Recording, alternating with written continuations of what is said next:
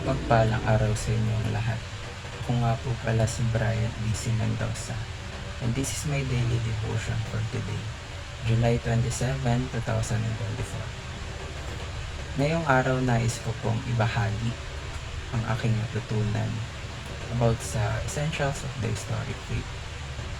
Sabi po sa 1 John chapter 3 verses 2 and 3, "Dear friends, now we are children of God, and what we will be has not yet been made known. But we know that when Christ appears, we shall be like him, for we shall see him as he is. All who have this hope in him purify themselves, just as he is pure."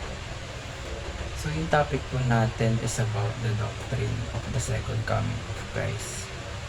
Ito po ay ang katuruan sa Biblia patungkol sa muling pagbabalik ng ating Panginoong Jesucristo.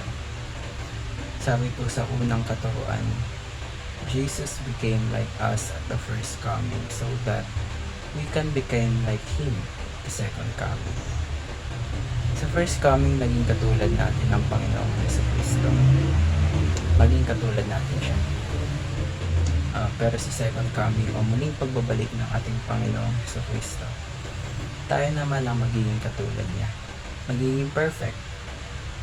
That's why sa pangalawang katuruan, we will become perfect at the second coming of Christ. Babalik na tayo sa original na intensyon ng Diyos na umilikha ang tao. That is the purpose when Jesus Christ saved us. Salamat sa Panginoon, magiging perfect tayo, the second coming of Christ. Tatlong katuruan, the hope at the second coming of Christ purifies us from a sinful life. Ito pong paghihintay natin sa second coming of Christ ay hindi lamang basta-basta paghihintay. Sa paghihintay pa lamang ay we are being purified. Mga kapatid, hindi po akma sa isang tao na maasa someday sa pagbabalik ng Panginoong Jesucristo at gagawin siyang malinis. Ngayon pa lamang ay dapat na nagpa-practice na tayo. Pinapractice na natin ang mamuhay na may kabanalan. Kasi ang goal naman natin ay maging katulad ng Panginoong Jesucristo.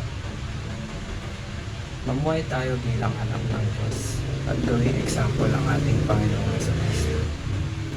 Jesus Christ ang ating eldest brother, and dapat tayong mamuhay gaya niya. We must purify ourselves, knowing na tayo ay magiging perfect sa pagbabalik ng ating Panginoong Jesucristo. And lastly is to enjoy our fellowship with Jesus in the Spirit now. Ayun lang, maraming salamat.